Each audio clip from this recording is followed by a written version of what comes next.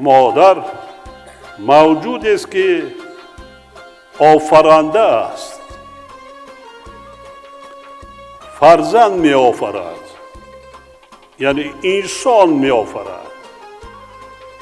برای طفل نوزاد خود که هنوز یک موجود ناتوان است 18-19 سال زحمت کشیده او را به یک انسان نیرومند و توانا تبدیل می دهد و تا زنده است حاضر است که هستی خویش را فدای فرزندش سازد.